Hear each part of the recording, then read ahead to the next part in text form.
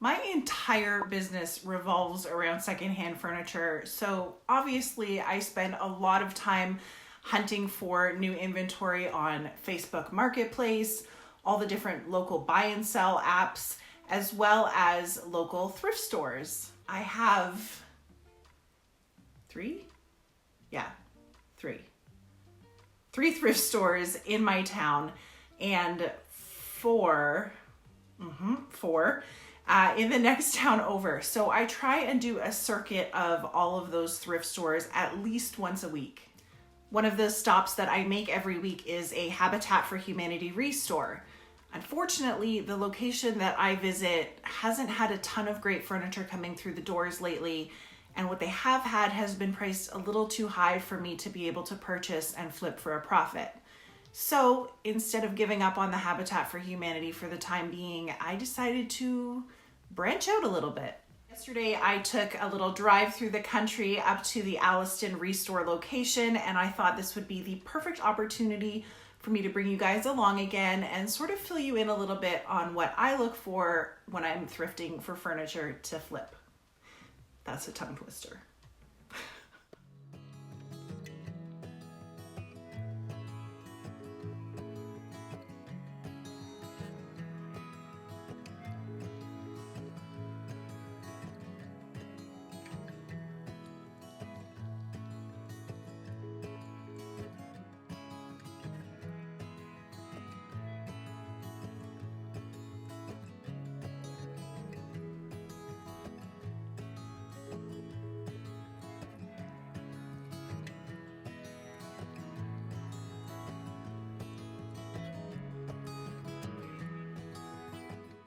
If you're not already familiar with the Habitat for Humanity restores, they are nonprofit home improvement retail stores that resell donated home furnishings, appliances, and other renovation materials at a fraction of the original price.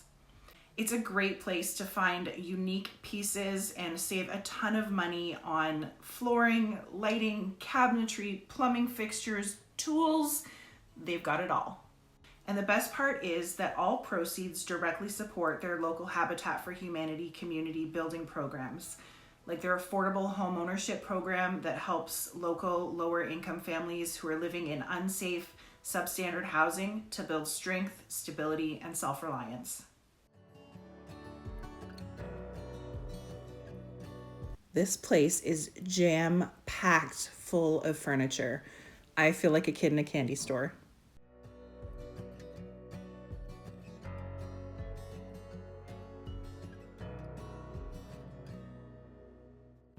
My first rule of thumb when I'm looking for furniture pieces to recreate is to only purchase those pieces that immediately inspire me.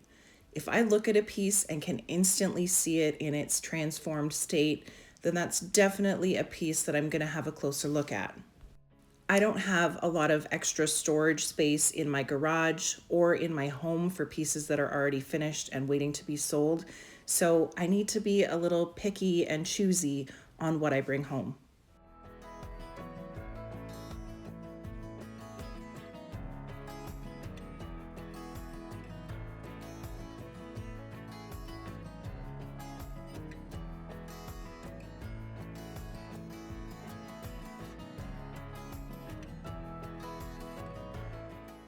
The next thing I look at is the condition of the piece. I like to take a really close look at all of the drawers and doors to see if they're in good working order. I have a look for peeling or chipped veneer or really deep gouges and scratches that may need repair. And don't be afraid to have a good sniff. Pieces that have an unpleasant odor can be really hard to deal with and are often not worth the extra effort or expense to deodorize. Don't spend your money on pieces that you're not able to properly repair.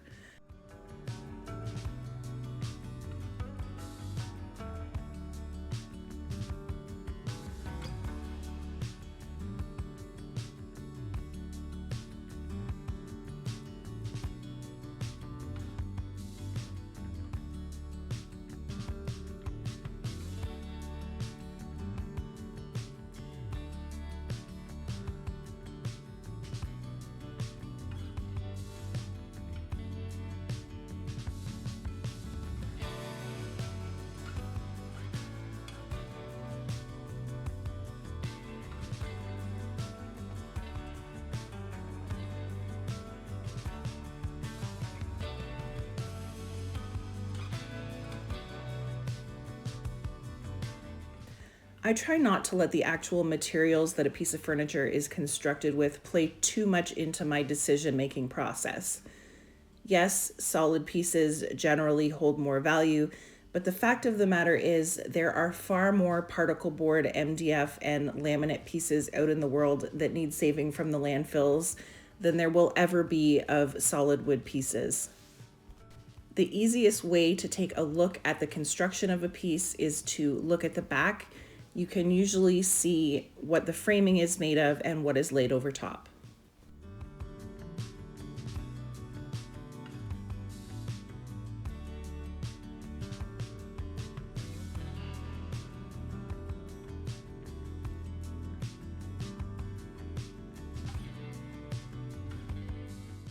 Pricing is a hard subject, especially if you're new to the furniture flipping game.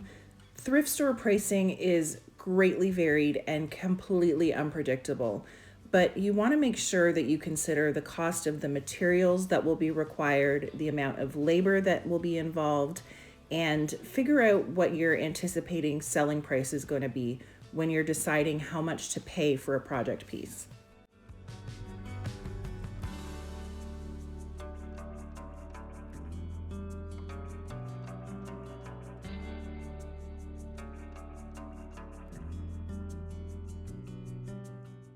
Going along with how much you're willing to spend on a piece of furniture is accounting for the demand in your market. This is another area that greatly varies depending on your specific location and takes a little bit of trial and error to learn. In my area, I've had really good luck selling matching pairs of nightstands and small to mid-sized dressers. Every time I've refurbished a coffee table, however, I have a really hard time finding a buyer.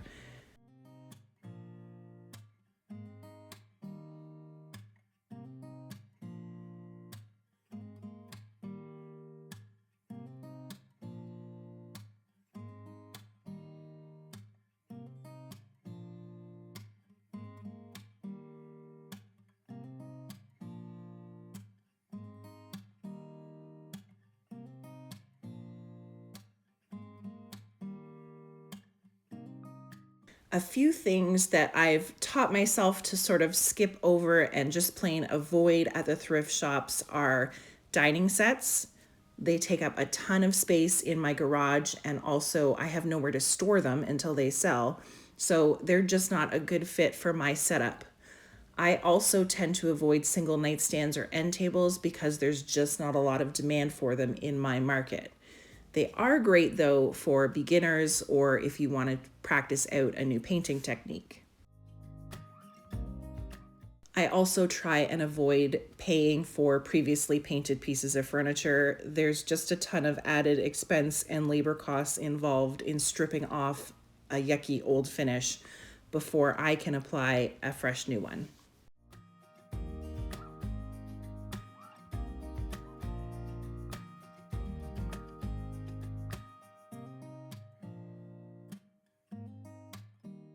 Obviously, these rules are not going to work for everyone in every situation.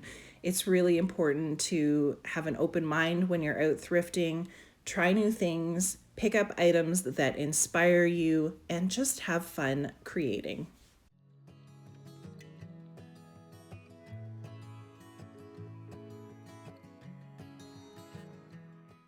I ended up bringing home 2 dressers with me, this one and that one, and I am going to be making them over in some upcoming videos. So please make sure that you are subscribed and have the notification bell turned on so that you don't miss out on what I do to update these dressers. Thank you so much for coming thrifting with me today. I hope you guys enjoyed this video, and I will catch you guys next time.